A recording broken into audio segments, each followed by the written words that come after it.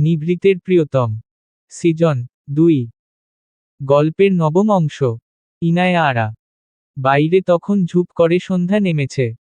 সারাদিনের ধকল শেষে রৌদ্র যখন বাসায় ফিরল, মেজাজটা তার সপ্তমে চড়ে আছে। একে তো আর্জেন্ট মিটি বলে ডেকে নিয়ে গিয়ে ঘন্টার পর ঘন্টা অর্থহীন আলাপ আর ভুংভাং বুঝিয়ে সময় নষ্ট করা হলো, তার উপর ট্রাফিকের অবস্থা এতটা বাজে। রৌদ্রের পা ম্যানশনের ভেতরে পড়ার সাথে সাথেই ওর ষষ্ঠেন্দ্রিয় জানান দিল, বাতাসটা ভারী হয়ে আছে। কোনো একটা বর্ষর অলটপালট হয়ে গেছে। চারপাশে তাকাতেই দেখল, অস্ত্রধারী গার্ডগুলো পাথরের মূর্তির মতো মাথা নিচু করে দাঁড়িয়ে আছে। এই হাড়কাঁপানো কনকনে ঠান্ডাতে ওদের কপাল বেয়ে ঘাম ঝরছে। ম্যানশনের সেই পরিচিত ব্যস্ততা আজ উধাও। ভেতরটা একদম থমথমে। রৌদ্রের কপালে কয়েকটা ভাঁজ পড়ল। বাঁ দিকের ভ্রুটা সামান্য উঁচিয়ে তীক্ষ্ণ দৃষ্টিতে পাশের গার্ডটার দিকে তাকালো। তারপর একদম শান্ত কিন্তু হিমশীতল গম্ভীর কণ্ঠে প্রশ্ন ছুড়ল, সবাই এত ঘামছিস কেন? আর ম্যানশনের সবাই কোথায়? গার্ডটা কোনো জবাব দিল না, যেন মুখে কুলু পেটে বসে আছে। লোকটার এই পাথরের মতো নিশ্চুপ থাকা দেখে রৌদ্রর ভেতরটা রাগে রিরি করে উঠল। সেই নীরবতা যেন রৌদ্রর মেজাজের আগুনে ঘি ঢালল। রাগে হিসহিসিয়ে বলল, চুপ করে আছিস কেন? জবান বন্ধ হয়ে গেছে? গার্ডের চোখে মুখে ভয়ের ছাপ স্পষ্ট ফুটে উঠল। সে কিছুটা ঘাবড়ে গিয়ে দুকদম পিছিয়ে গেল, তারপর মাথা নিচু করে বিনীত সুরে জবাব দিল, সবাই ঘুমিয়ে আছে বস। রৌদ্রর কপালের চিন্তার ভাঁজগুলো আরো গভীর হল। অস্থির চোখে একবার নিজের আপাদমস্তক দেখে নিয়ে সে দ্রুতপায় ম্যানশনের ভেতরে ঢুকে পড়ল। চারপাশের সবকিছু কেমন যেন অস্বাভাবিক ঠেকেছে তার কাছে।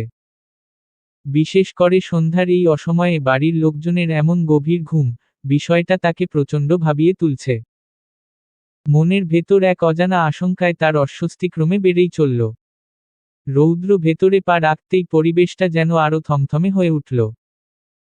এক গার্ড অন্যজনের কাছে এগিয়ে এসে খুব নিচু এবং ভীতু কণ্ঠে ফিসফিস করে বলল, একবার ভেবে দেখেছিস, বোস যদি জানতে পারেন আমরা ওনার সাথে বিশ্বাসঘাতকতা করেছি, তাহলে আমাদের কি অবস্থা হবে?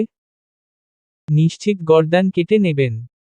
তার ওপর ম্যাডাম তো ওনার সবচেয়ে বড় দুর্বলতা। কাজটা মোটেও ঠিক হচ্ছে না। প্রত্যুত্তরে গার্ডের মুখে দেখা দিল এক অদ্ভুত নিশ্চিন্তের হাসি।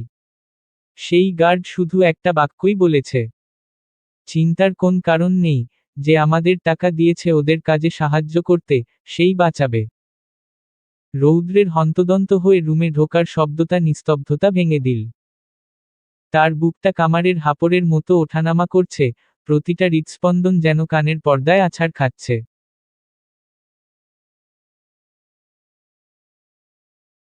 মস্তিষ্ক জুড়ে এখন হাজারো এলোমেলো চিন্তার ভিড়, কিন্তু সবকিছুর কেন্দ্রবিন্দুতে কেবল একটিই নাম, ইউষা।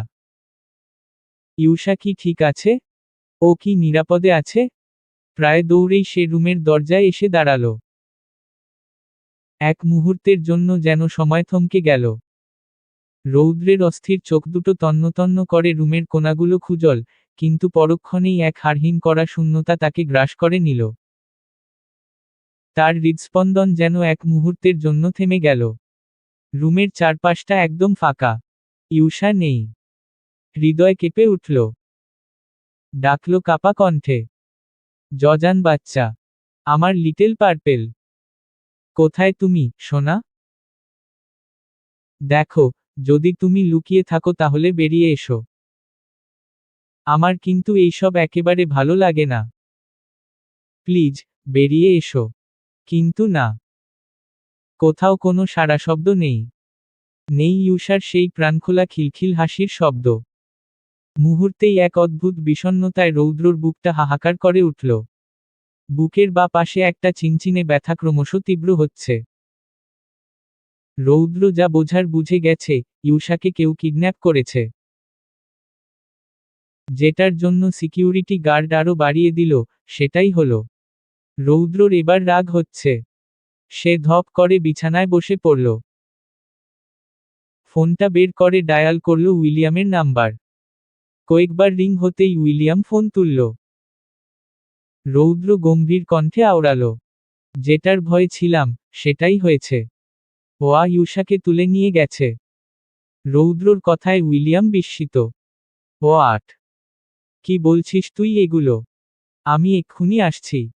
রৌদ্রের মেজাজ তখন সপ্তমে। উইলিয়াম ফোনটা কেটে দিতেই তার ভেতরে জমে থাকা রাগটা যেন এক ঝটকায় আগ্নেয়গিরির মতো ফেটে পড়ল। হাতের ফোনটা এক মুহূর্ত আর ধরে রাখতে পারল না সে।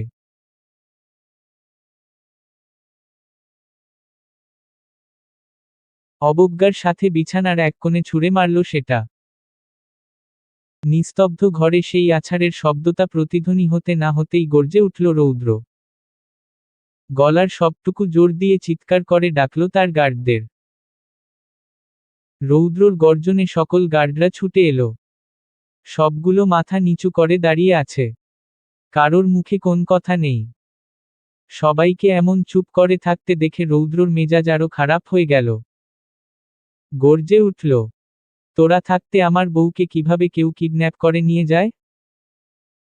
একজন গার্ড এগিয়ে এসে নিচু কণ্ঠে বলল, ববস, আমরা জানি না কিছু। কখন যে ম্যাডামকে নিয়ে গেছে। ঠিক সেই মুহূর্তে গুটি গুটি পায়ে সাইর এসে ঘরে দাঁড়ালো। কাঁদতে কাঁদতে ওর চোখ দুটো ফুলে গেছে। রৌদ্রর সামনে আসতেই সে দৌড়ে গিয়ে ওর কোলে চড়ে বসল। তারপর বুকে মাথা রেখে গুমরে গুমরে কাঁদতে শুরু করল। রৌদ্র ভ্রু কুঁচকে গেল। রাগের আগ্নেয়গিরির মাঝেও যেন এক চিলতে নরম কণ্ঠ উঠে এলো ভেতর থেকে। কি হয়েছে, বাবা? কাঁদছো কেন? সাইর কাঁদতে কাঁদতে জবাব দিল, চাচু, চাচু, এই লোকগুলো মিষ্টি আন্টিকে নিয়ে যেতে সাহায্য করেছে। আমি দোতলা থেকে দেখেছি। কতগুলো অজানা লোক বাগানে ঢুকে মিষ্টি আন্টিকে নিয়ে গেছে আর এনারা কিছু বলেনি। এরাও সেখানেই ছিল। রৌদ্রর কপালে ভাঁজগুলো কমে এলো। রাগের পারদ যেন আকাশ ছুঁই ছুঁই। রৌদ্র দাঁত কটমট করে তাকালো গার্ডদের দিকে। হিসহিসিয়ে জিজ্ঞাসা করল, এইসব কি সত্যি? মুহূর্তের মধ্যেই গার্ডগুলো হাঁটু ভেঙে বসে পড়ল। প্রত্যেকের চোখে মুখে চরম আতঙ্কের ছাপ, ভয়ে যেন জোরসর হয়ে আছে এক একজন। তারা কিছু বলতে চাইছে, কিন্তু ভয় কণ্ঠনালী এমনভাবে কাঁপছে যে মুখ দিয়ে কোনো শব্দই বের হচ্ছে না। ঠিক সেই মুহূর্তেই সেখানে উপস্থিত হলো উইলিয়াম। গার্ডদের এই বিধ্বস্ত দশা দেখে বুঝে গেছে যে কি হচ্ছে। সবার মধ্যে থেকে একজন গার্ড কিছুটা সাহস জুগিয়ে কাঁপা কাঁপা কণ্ঠে বলল, আমাদের ক্ষমা করে দিন বস। আমরা আর কোনোদিন এই ভুল করব না। রৌদ্র কোনো যুক্তি বা অনুরোধের তোয়াক্কা করল না। মুহূর্তের নিস্তব্ধতা চিরে দিয়ে সে হুট করেই তার রিভলভারটা বের করল, তারপর ঠান্ডা মাথায় সরাসরি কপাল বরাবর ট্রিগার চেপে দিল। সাথে সাথেই সেই গার্ড লুটিয়ে পড়ল মাটিতে। বাকি গার্ডগুলো ভয় পাথর হয়ে গেছে, তাদের মেরুদণ্ড দিয়ে যেন হিমস্রোত বয়ে যাচ্ছে। পরিস্থিতি নিয়ন্ত্রণের বাইরে চলে যাচ্ছে দেখে উইলিয়াম কিছুটা এগিয়ে এল। রৌদ্রকে শান্ত করার চেষ্টায় সে খুব নিচু গলায় বলল, রৌদ্র, এখন এইসব করার সময় নেই। ইউসাকে বেশি দূরে নিয়ে যাওয়ার আগেই আমাদের ওকে খুঁজতে হবে।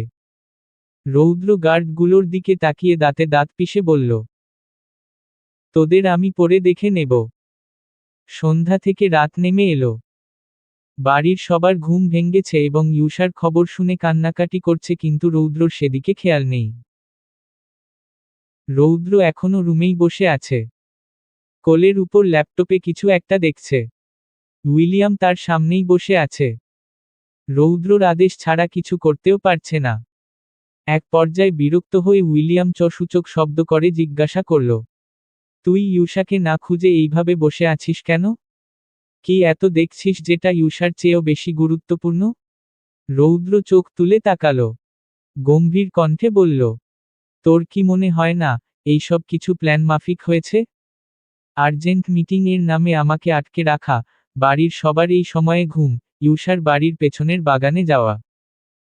আমার মনে হচ্ছে এইসবের সাথে বাড়ির কেউ যুক্ত আছে। কিন্তু এখন এইসব ভাবার সময় নয়। আমাদের জানতে হবে ইউসা কোথায় আছে। রৌদ্র বিছানার হেডবোর্ডের সাথে হেলান দিয়ে বসল। ভাবলেশহীনভাবে বলল, তোর কি মনে হয় আমি শাহনওয়াজ রৌদ্রর থেকে কিছু ছিনিয়ে নেওয়া এতটা সহজ? মানে? রৌদ্রের ঠোঁটের কোণে এক চিলতে বাঁকা হাসি ফুটে উঠল। কোনো কথা না বলে ল্যাপটপটা ঘুরিয়ে ধরল উইলিয়ামের সামনে। উজ্জ্বল স্ক্রিনে ভাসছে ম্যাপের একটা লোকেশন। সমুদ্রবন্দরের পাশ ঘেঁষেই একটা লাল ডট ব্লিঙ্ক করছে। উইলিয়ামের ভ্রু কুঁচকে এলো। এটা কার লোকেশন? রৌদ্রর সহজ সরল উত্তর, আমার জান পাখির। উইলিয়ামের মুখে ফুটে উঠেছে এক অমায়িক হাসি। জিজ্ঞাসা করল, ব্রো এটা কিভাবে সম্ভব? আমি ওকে ফার্স্ট নাইটে একজোড়া নূপুর দিয়েছিলাম। সেই নূপুরের এক একটা ডায়মন্ডের প্রতিটি খাজে খুব সূক্ষ্ম কিছু চিপ বসানো। ও যেখানেই যাক না কেন, আমার এখান থেকে দেখা যাবে। উইলিয়াম এবার শব্দ করে হেসে উঠল। রৌদ্রর পিঠ চাপড়ে শাবাশি দিল। রৌদ্র কিছু বলল না। উইলিয়াম আবার বলল, তুইও যে কারোর নিরাপত্তার জন্য এতটা ভাববি, এটা আমি কখনোই আশা রাখতাম না। এখন তো দেখছি সব উল্টা। তুই তো আগে অনেক স্বার্থপর ছিলি, নিজের যেখানে কোন লাভ নেই সেখানে তোকে খুঁজেও পাওয়া যেত না। রৌদ্র হাসল। মলিন কণ্ঠে বলল কিছু দামি শব্দ। ভালোবাসা এমন এক রোগ, যার সংক্রমণে মানুষ স্বার্থপরতা ভুলে যায়। পরক্ষণেই আবার বলল, এটা ভালোবাসা নয়, এটা obsession, addiction. And I'm obsessed with her. She is my favourite drug. যাকে ছাড়া আমি, রৌদ্র, এক ছন্ন ছাড়া বিনা কিছুই না। রাতের নিস্তব্ধতা চিরে তখন ঘড়ির কাঁটা 9টা 16 টিকটিক করে বাজছে। হঠাৎ লাইটের তীব্র আলোর ঝলকানি চোখে বিঁধতেই ইউষা চোখ দুটো খিচে বন্ধ করে ফেলল। মাথাটা ঝিমঝিম করছে তার। হাত দিয়ে চোখ কচলে সে ধীরে ধীরে তাকালো এবং আস্তে আস্তে উঠে বসল। কিন্তু উঠে বসে আশেপাশে তাকাতেই আঁতকে উঠল মেয়েটা। এ কি দেখছে সে? বিশাল এক রুমে প্রায় 100 মতো মেয়ে। সবার চোখে মুখে চরম আতঙ্ক, ভয়। কেউ কেউ একে অপরকে জড়িয়ে ধরে ডুকরে কাঁদছে, কেউ আবার ভয় পাথর হয়ে বসে আছে। ইউষা বুক ধকধকানি নিয়ে দ্রুত নিজের দিকে তাকালো। যাক, শাড়িটা অন্তত ঠিক আছে।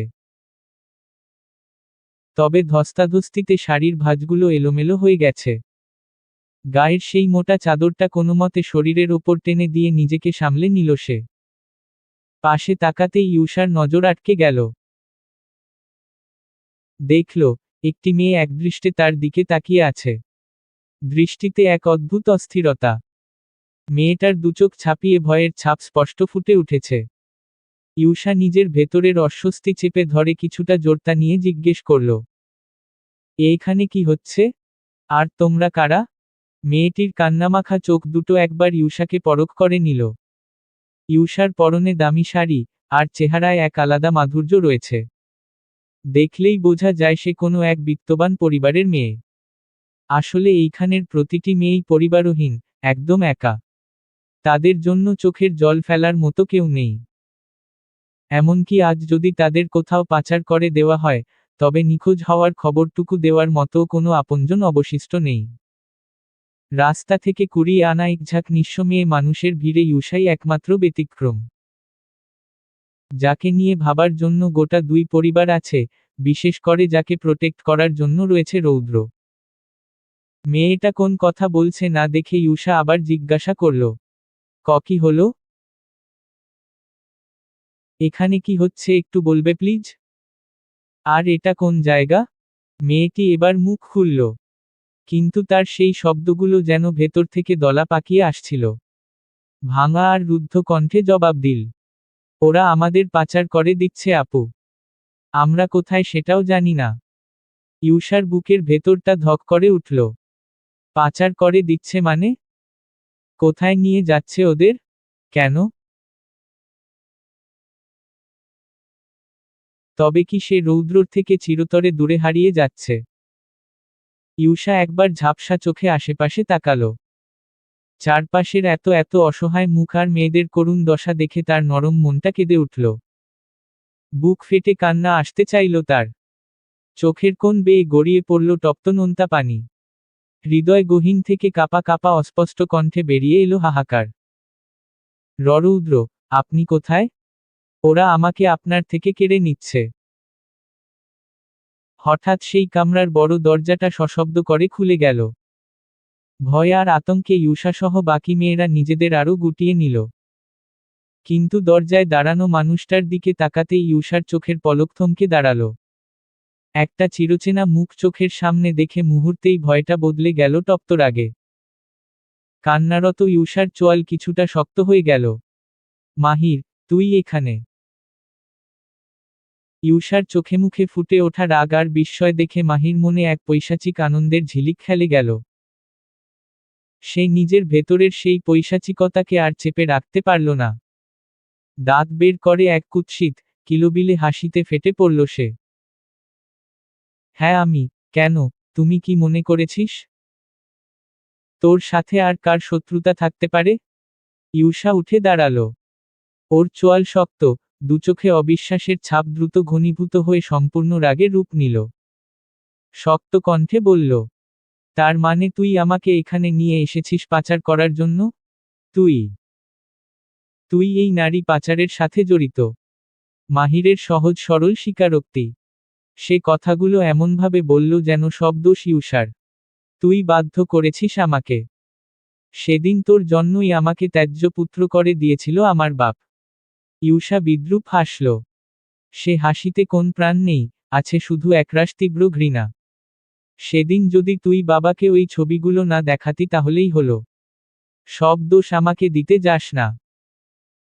কিন্তু এখন কিচ্ছু চেঞ্জ হবে না। তোর থেকে এর প্রতিশোধ আমি নেব। পিছন থেকে ভেসে আসা শক্ত কণ্ঠস্বরটা ইউষার চেনা। তাকিয়ে দেখল পাঞ্জাবি পরে দাঁড়িয়ে আছে এক শয়তান, আরিফ পাটোয়ারি। তাকে দেখে ইউষা মুহূর্তের জন্য স্তব্ধ হয়ে গেল।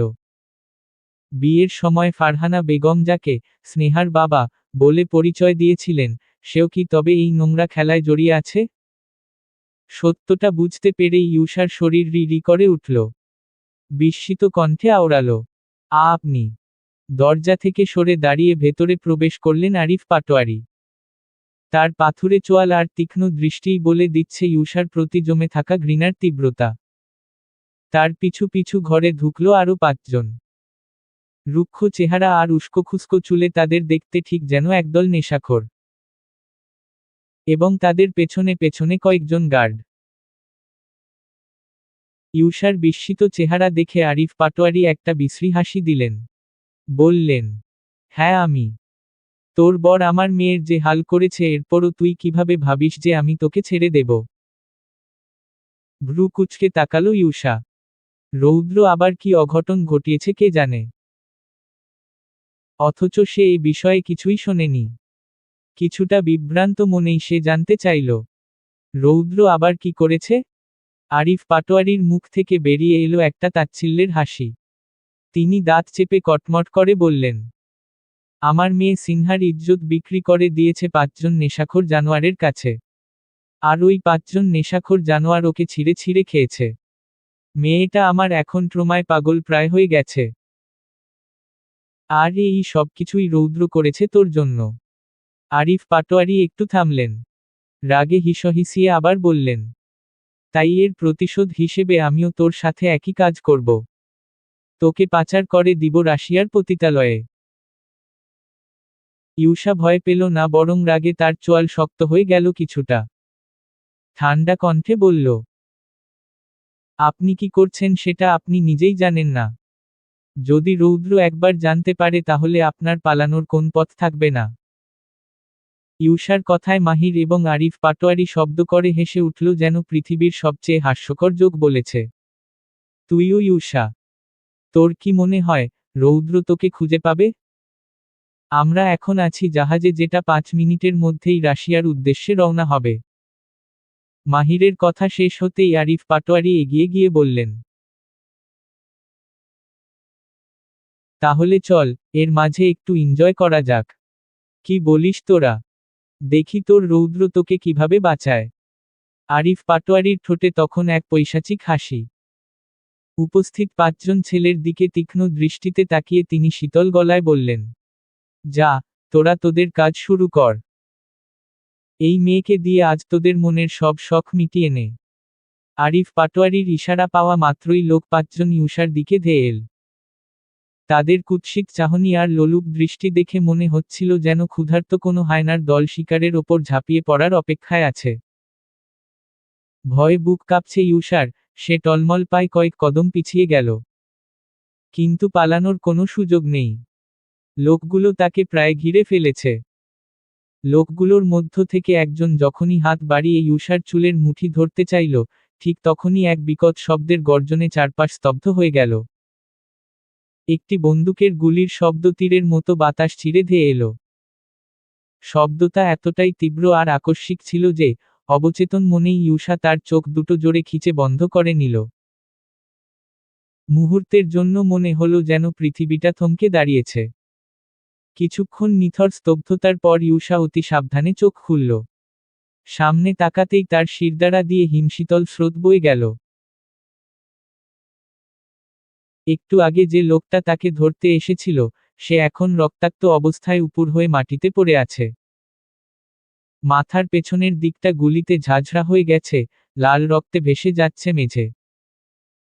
বাকি লোকগুলো প্রাণের ভয়ে তড়িৎ বেগে ইউসার কাছ থেকে দূরে সরে দাঁড়িয়েছে। কাপা কাপা দৃষ্টিতে ইউসা দরজার দিকে তাকালো। সেখানে রৌদ্র দাঁড়িয়ে আছে। হাতে রিভলভার, চোখে মুখ শক্ত। প্রতিদিনকার চেনা রৌদ্রের সাথে আজকের এই মানুষটার যেন কোনো মিল নেই। আজ তাকে অন্যরকম লাগছে, ভীষণ অচেনা, গম্ভীর এবং ভয়ঙ্কর শান্ত। তার পরনে একটি ধবধবে সাদা শার্ট, যার আস্তিন কুনুই পর্যন্ত নিখুঁতভাবে ভাঁজ করা।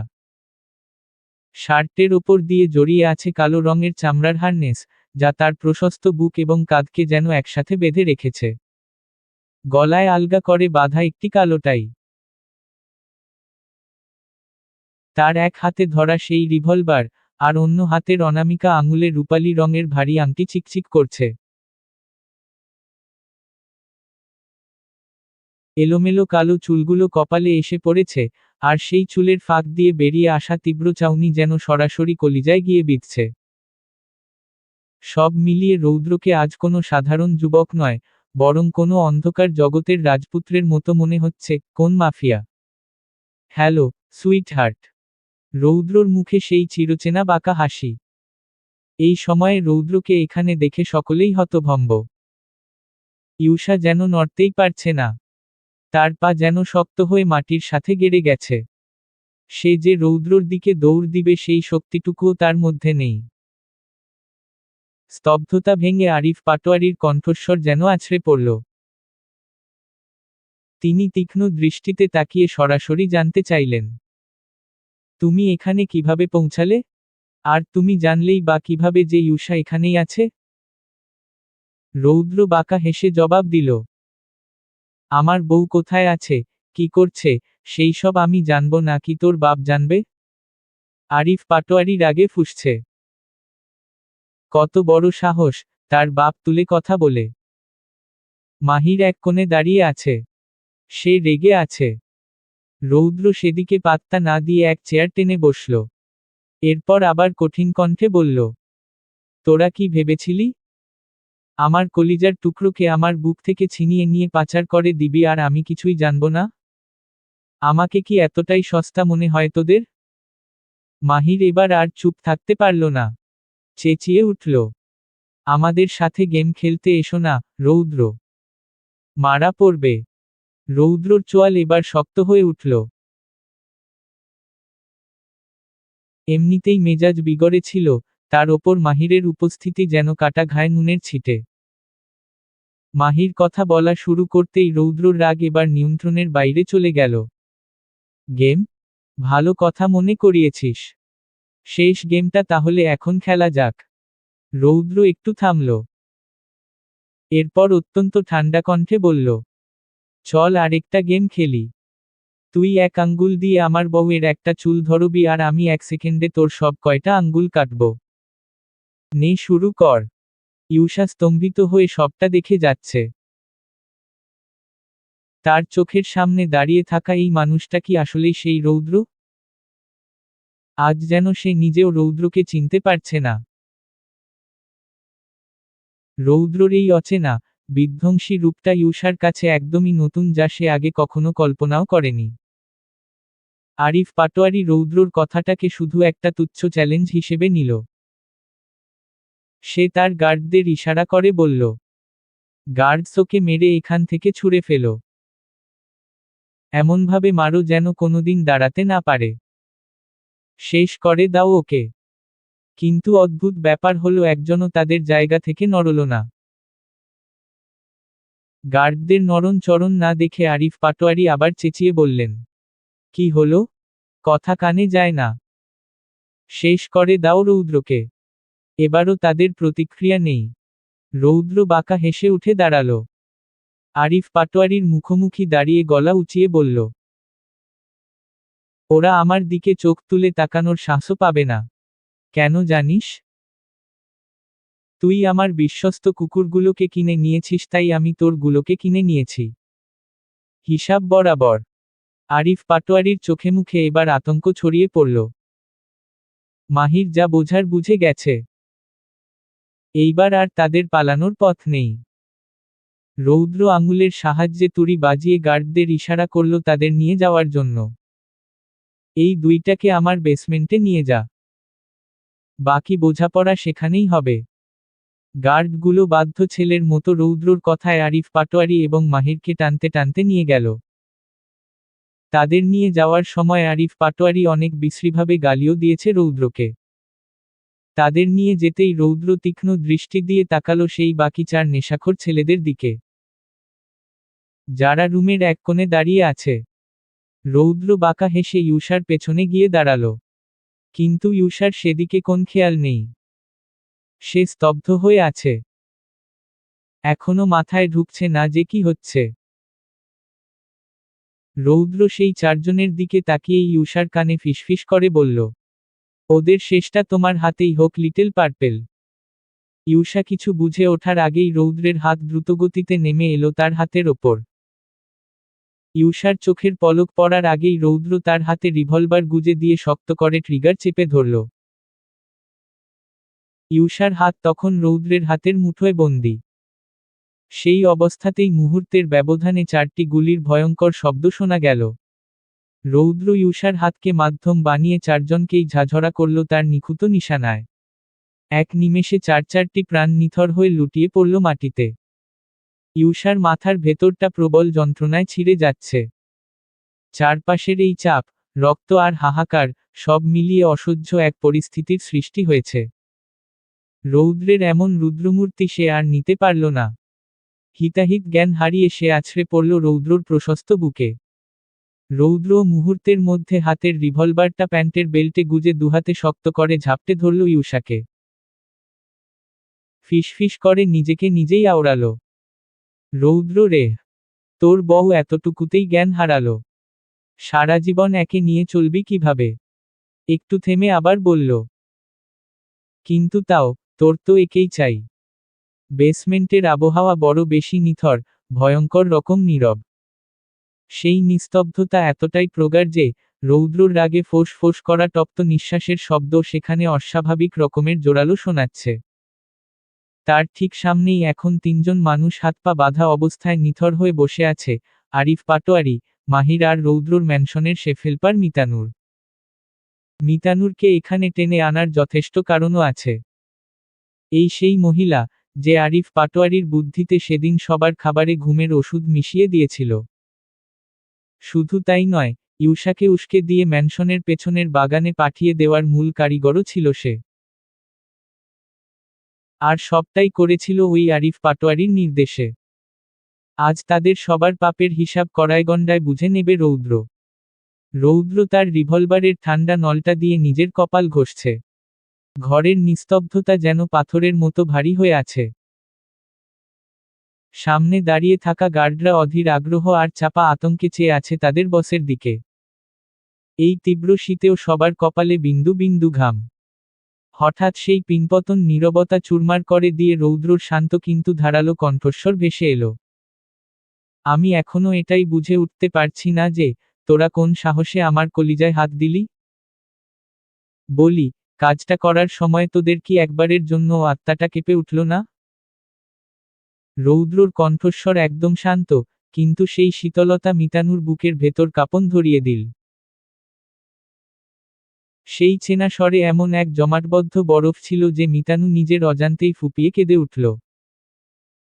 সে খুব ভালো করেই জানে, শান্ত রৌদ্র কতটা ভয়ঙ্কর হতে পারে, বিশেষ করে যখন আঘাতটা তার ভালোবাসার মানুষটির ওপর আসে। রৌদ্রর এই নিশ্চুপ রাগ যেন ঝড়ের আগের সেই থমথমে আকাশ, যা মুহূর্তেই সবকিছু তছনছ করে দেওয়ার ক্ষমতা রাখে। মিতানুর কান্না করতে করতে কাপা কণ্ঠে বলল, ববস, প্লিজ এবারের মতো ক্ষমা করে দিন। আর কোনদিনও আমি এই কাজ করব না। রৌদ্র বিরক্তিভরা মুখে একটা তুচ্ছতাচ্ছিল্য সূচক চ শব্দ করল। তারপর মাথা দুলিয়ে কঠিন স্বরে বলল, তুই একটা আস্ত অকৃতজ্ঞ। আমার খেয়ে, আমার বাড়িতে থেকে শেষমেশ আমারই বউকে পাচার করতে সাহায্য করতে যাচ্ছিলি? তোর তো উচিত শিক্ষা হওয়া দরকার। এই হাড়কাঁপানো শীতে তোকে ঠান্ডা পানিতে চুবিয়ে মারা উচিত। রৌদ্রর ঠিক পাশেই দাঁড়িয়ে আয়েশ করে সিগারেট টানছিল উইলিয়াম। রৌদ্র কি করছে না করছে, তা নিয়ে তার বিশেষ মাথা ব্যথা নেই।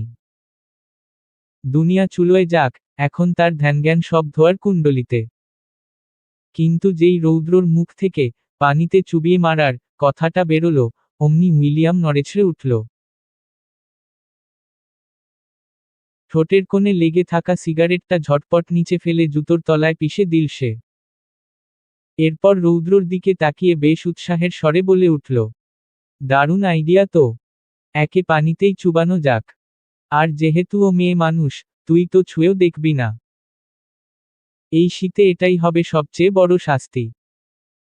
মিতানুরের চোখ দুটো আতঙ্কে বড় বড় হয়ে গেল। কান্নার বেগ বাড়ল কয়েক গুণ। সে বারবার আকুতিমিনতি করতে লাগল, বাঁচার জন্য করুণ আরতি ঝরে পড়ছে তার কণ্ঠে। কিন্তু রৌদ্রের পাষাণ হৃদয় সেই কান্নার ঢেউ পৌঁছাল না। রৌদ্র শীতল দৃষ্টিতে উইলিয়ামের দিকে তাকিয়ে শীতল গলায় বলল, তাহলে এক কাজ কর, দায়িত্বটা তোকেই দিলাম। ওর হাত পা ভালো করে বেঁধে একটা পাটের বস্তায় ভরে ফেল। তারপর বস্তাবন্দি অবস্থায় পদ্মা ব্রিজের ঠিক মাঝখান থেকে মাঝনদীতে ফেলে দিয়ে আয়। খেয়াল রাখবি, ফেলবি একদম মাঝবরাবর, যেন কোনো কুলকিনারা খুঁজে পাওয়ার সুযোগ না পায়। উইলিয়াম ঠিক সেটাই করল, নিষ্ঠুরভাবে মিতানুরকে বেঁধে নিয়ে গেল সেখান থেকে। চোখের সামনে এই দৃশ্য দেখে মাহির শরীর ভয় কাঁপছে। এক বুক আতঙ্ক নিয়ে মাহির ভাবছে, কি ভুল করে ফেলল সে? এই পরিণতির কথা তো সে কখনো ভাবেনি। রৌদ্র এবার ধীরস্থিরভাবে চেয়ার ছেড়ে উঠে দাঁড়াল। ঘরের স্তব্ধতা ভেঙে তার গম্ভীর কণ্ঠস্বর মিজানের কানে গিয়ে বিঁধল। বিশ্বস্ত গার্ড মিজানের দিকে নিজের ডান হাতটা বাড়িয়ে দিয়ে আদেশের সুরে রৌদ্র বলল, এই মিজান, চাপাতি দে। চাপাতির নাম শুনতাই মাহি আর আরিফ পাটোয়ারির শরীরের রক্ত যেন হিম হয়ে গেল। এই ধারালো অস্ত্র দিয়ে রৌদ্র ঠিক কি করতে চাইছে, সেই ভয়াবহ চিন্তা তাদের মনে গেঁথে গেল। আরিফ পাটোয়ারি শুকনো ঢোক গিলে কাপা কাপা কণ্ঠে কোনোমতে জানতে চাইলেন, কি করতে চাইছো তুমি? অনেক কিছু। কথাটা শেষ হতে না হতেই রৌদ্রের হাতের ধারালো চাপাতিটা বাতাসের বুক চিরে নেমে এলো মাহিরের ঘাড় বরাবর। মুহূর্তের ব্যবধানে তীক্ষ্ণ সেই আঘাত মাহিরের দেহ থেকে তার মাথাটাকে বিচ্ছিন্ন করে দিল। ছিটকে পড়া মাথাটা ফ্লোরে লুটিয়ে পড়ার আগেই চারপাশটা নিস্তব্ধ হয়ে গেল এক নিষ্ঠুরতায়। চারদিক রক্তের বন্যা বয়ে গেল। কিছু রক্ত ছিটকে এলো রৌদ্রর সাদা শার্ট এবং ফর্সা মুখটায়ও। কি বীভৎস সেই দৃশ্য! আরিফ পাটোয়ারির বুক চিরে একটা আর্তনাদ বেরিয়ে এলো। সেই আর্তনাদে মিশে থাকা তীব্র আতঙ্ক দেখে রৌদ্রের ঠোঁটের কোণে ফুটে উঠল এক চিলতে বাঁকা হাসি। নিজের জন্য আরিফের চোখে এই প্রথম মৃত্যুভয় দেখতে পাওয়াটা সে বেশ উপভোগ করছে। রৌদ্র চোখের পলক না ফেলে শীতল গলায় মিজানের উদ্দেশ্যে বলল, মিজান। এই হতচ্ছাড়াকে টেবিলের চারকোনায় 4 হাত পা শক্ত করে বাঁধ। আজ ওর কলিজাটা আমি নিজের হাতে ছিঁড়ে মেপে দেখব, কতটুকু। আরিফ পাটোয়ারি আতঙ্কে কাঁদতে কাঁদতে আকুতি মিনতি করতে লাগল। আমাকে ক্ষমা করে দাও রৌদ্র। আমি আর কোনোদিন ইউষার দিকে তাকাবো না। রৌদ্রর মুখে কোনো কথা নেই, এক অদ্ভুত নিস্তব্ধতা তাকে ঘিরে রেখেছে। মিজান আর বাকি 3 জন গার্ড মিলে আরিফ পাটোয়ারিকে চ্যাংদোলা করে টেবিলের ওপর শুইয়ে শক্ত করে বেঁধে ফেলল। আরিফ মরণপণ ছটফট করছে, তার আর্তনাদ ঘরের দেয়ালে ধাক্কা খাচ্ছে, কিন্তু রৌদ্রর সেদিকে কোনো ভ্রুক্ষেপ নেই। সে খুব ধীর পায়ে চাপাতিটা হাতে নিয়ে আরিফ পাটোয়ারির মাথার কাছে গিয়ে দাঁড়াল। হাতের ধারালো চাপাতিটা আরিফের বুকের বাম পাশের ওপর একদম খাড়া করে ধরল। দাঁতে দাঁত চেপে কটমট করে বলল, আমার জানপাখির দিকে নজর দেওয়া, তাই না? রৌদ্রের হাতের চাপাতিটা একটু নড়ে উঠল। শুধু সামান্য চাপ, তাতেই ধারালো ইস্পাতটা আরিফ পাটোয়ারির বুকের ভেতর বেশ খানিকটা জায়গা করে নিল। মুহূর্তেই আরিফ পাটোয়ারির কণ্ঠ চিরে এক তীব্র আর্তনাদ বেরিয়ে এল। চিৎকারটা রৌদ্রের কানে যেন শিসের মতো বিঁধল। একটা চরম বিরক্তি খেলে গেল ওর চোখে মুখে। ও মেজাজ হারিয়ে পাশে দাঁড়িয়ে থাকা মিজানের দিকে ইশারা করল। শান্ত কিন্তু শীতল গলায় বলল, ওর মুখটা বেঁধে ফেল, বড্ড বেশি চিল্লাচ্ছে। মিজান জানে বসের এই বিরক্তির মানে কি। তাই এক মুহূর্ত দেরি না করে সে দ্রুত হাতে আরিফ পাটোয়ারির মুখটা চেপে ধরল যাতে আর কোনো শব্দ বাইরে না আসতে পারে। রৌদ্রর হাতের চাপাতিটা তখনও আরিফ পাটোয়ারির বুকের ভেতর বিঁধেই ছিল, সেটা আর বের করার প্রয়োজন বোধ করল না সে। সজোরে একটানে বুকটা ফালি করে দিল। ফিনকি দিয়ে বেরিয়ে আসা রক্তে রৌদ্রর মুখাবয়ব মুহূর্তেই রঞ্জিত হয়ে উঠল। রৌদ্র থামল না। একই ক্ষতস্থানে আরও কয়েকটা নৃশংস কোপ বসাল সে। তীব্র যন্ত্রণার চূড়ান্ত সীমায় পৌঁছে আরিফ পাটোয়ারির দেহটা নিথর হয়ে এল, প্রাণটা দেহত্যাগ করল চিরতরে। চারপাশের স্তব্ধতা রৌদ্রকে স্পর্শ করল না। সে তখন এক ঘোরের মধ্যে। নিঃসংকোচে নির্লিপ্তভাবে হাত বাড়িয়ে সে আরিফের ছিন্নভিন্ন বুকের ভেতর থেকে বের করে আনল ধুকপুক করতে থাকা হৃৎপিণ্ডটা। শরীর থেকে বিচ্ছিন্ন হওয়ার পরেও সেটা রৌদ্রর হাতের তালুতে ধকধক করছে। আজ রৌদ্রর বিবেক নেই, বোধ নেই। আগাগোড়া রক্তে ভেজা রৌদ্র এখন কেবলই এক সংজ্ঞাহীন উন্মাদ। রৌদ্র হৃৎপিণ্ডটা সজোরে টেবিলের ওপর আছড়ে ফেলল। সময় অপচয় না করে উন্মাদের মতো সেটাতে কোপ বসাতে শুরু করল সে। প্রতিটি আঘাতে মিশে ছিল এক হিংস্রতা। নিমিষেই সেই রক্তমাংসের পিণ্ডটি ফালি ফালি হয়ে ছড়িয়ে পড়ল টেবিলে। তার ব্যক্তিগত গার্ডরা আর্স্ট হয়ে দাঁড়িয়ে দেখছে দৃশ্যটা, ভয়ে তাদের ঘাম ছুটে গেছে। তারা রৌদ্রর অনেক রূপ দেখেছে, কিন্তু আজকের এই দানব রূপটা একেবারেই অচেনা। তারা বুঝে গেল, রৌদ্রর কোনো প্রিয় জিনিসে হাত দেওয়ার পরিণাম মৃত্যু নয়, বরং তার চেয়েও ভয়াবহ কিছু। ঘণ্টা খানেক পর অবশেষে রৌদ্র থামল। এতক্ষণ মাথার ভেতর যে রক্তচোষা নেশাটা কাজ করছিল, তা শান্ত হয়েছে। আরিফ পাটোয়ারির দেহের প্রতিটি অংশ সে নিপুণ আক্রোশে আলাদা করে ফেলেছে। রৌদ্রর শরীর ঘামে ভেজা, বুকটা কামারের হাপড়ের মতো ওঠানামা করছে। হাতের আঙুল থেকে এখনো টপটপ করে রক্ত গড়িয়ে পড়ছে মেঝেতে। সাদা শার্টটা এখন আর চেনার উপায় নেই, পুরোটাই গাঢ় লাল। এক বিভৎস তৃপ্তি আর ক্লান্তিতে সে জোরে জোরে শ্বাস নিচ্ছে। রৌদ্র শব্দ করে রক্তমাখা চাপাতিটা ফ্লোরে ছুঁড়ে মারল। ছিটকে আসা রক্তের কয়েকটা ফোঁটা তার জুতোয় গিয়ে পড়ল, সেদিকে তার ভ্রুক্ষেপ নেই। এরপর হনহনিয়ে বেরিয়ে গেল বেসমেন্ট থেকে। যাওয়ার আগে গার্ডদের উদ্দেশ্যে করা হুকুম হিসেবে বলে গেল, এই শরীর দুটোর অস্তিত্ব এমনভাবে মিটিয়ে দে যেন কেউ চিনতে না পারে। সিদ্ধ করে একটা পাটোয়ারি বাড়ির সামনে ফেলবি, অন্যটা জঙ্গলে। খবরদার। রওয়ান প্যারাডাইসে কারোর কানে যেন এই খবর না যায়। মাহিরের খুন হয়ে যাওয়ার খবর পেলে ওরা ভেঙে পড়বে, আর ওরা কান্না করলে আমার জানবাচ্চাও কাঁদবে। সেই যন্ত্রণা সহ্য করার ক্ষমতা